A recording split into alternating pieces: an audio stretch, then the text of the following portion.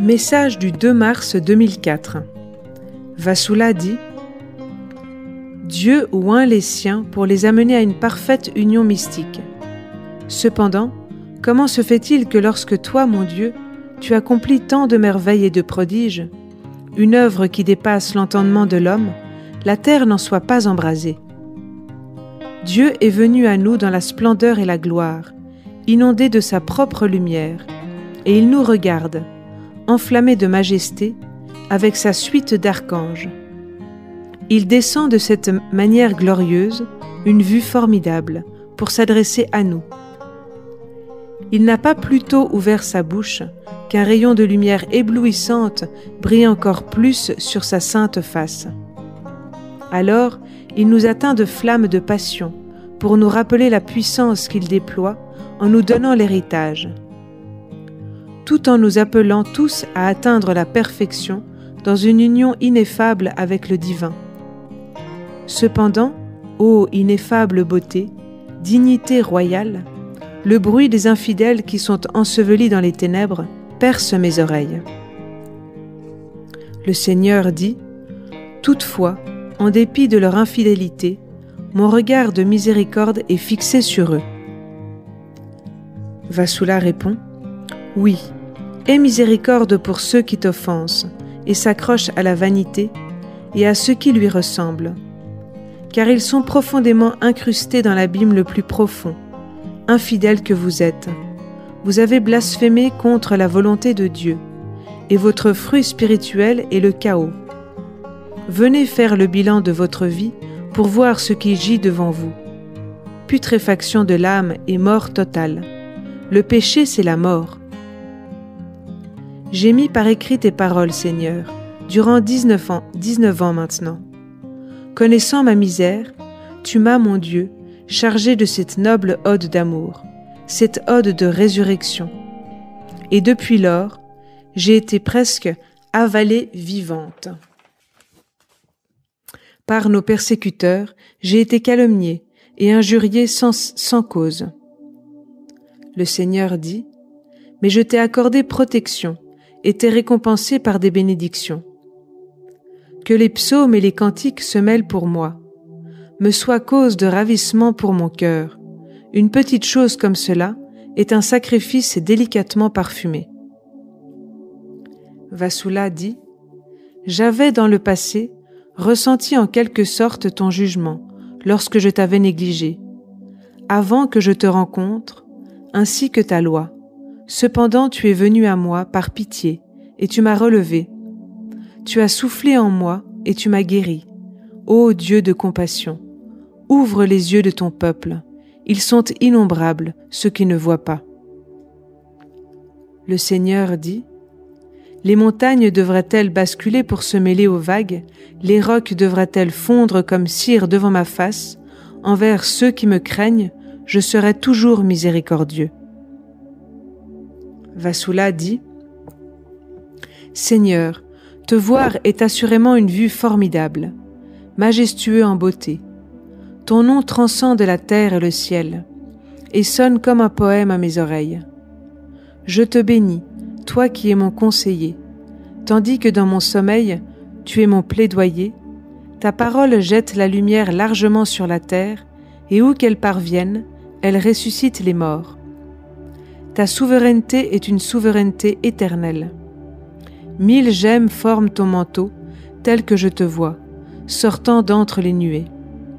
Tel un époux qui descend délicatement un escalier, tu t'avances et les bras largement ouverts, tu m'as dit, « Tu es pour moi une demeure, puisque je t'ai acquitté. Maintenant tu seras mon élève sous mes instructions, et je vais t'enseigner où aller. Tu chanteras un chant nouveau en mon honneur, pour contrecarrer les plans malveillants de mes ennemis, qui nuisent à mon Église. N'aie jamais peur, même si tu n'entends de moi ni discours ni son. Je suis toujours avec toi. Je serai ta lampe pour éclairer tes pieds. Même si tes assaillants tombaient sur toi comme une avalanche, n'aie pas peur. À ton côté je suis. Je t'ai revêtu de ma force pour faire prévaloir et élever mon Église de dessous la boue, et me glorifier.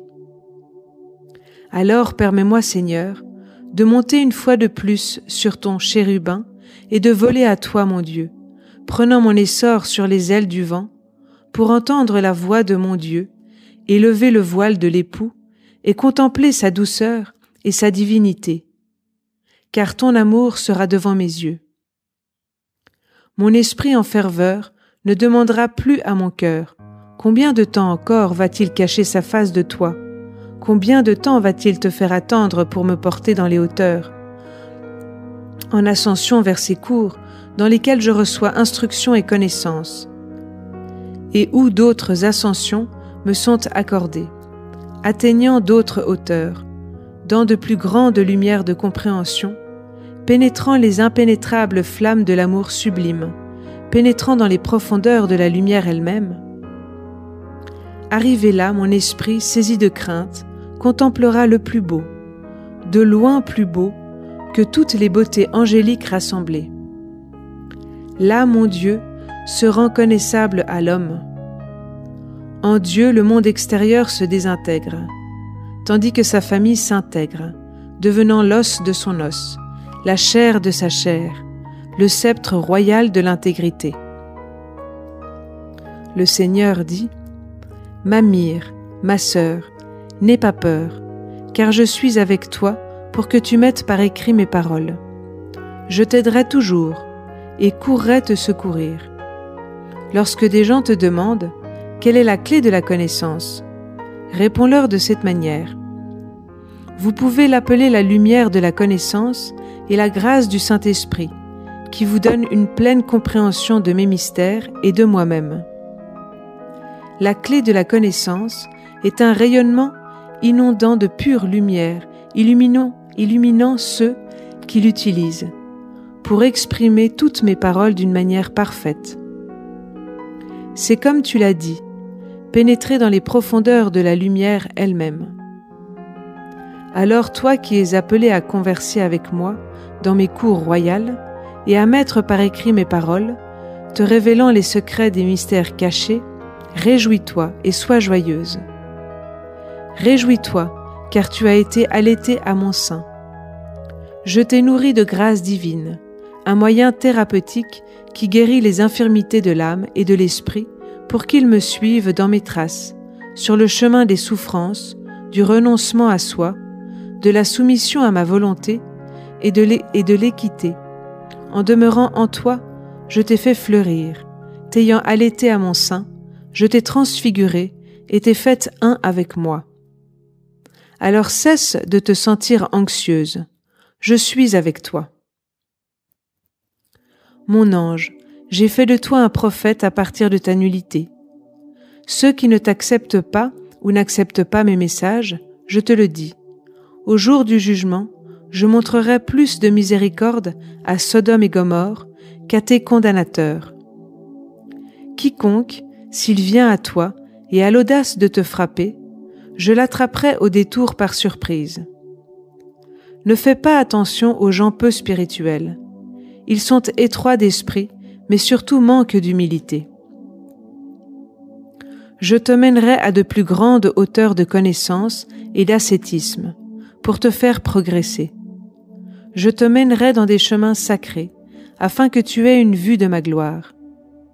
Je désire t'encourager et te fortifier, et transformer ta stature en accord avec la mienne. Perle née de moi, oh, que ne ferais-je pour toi? Je te bénis.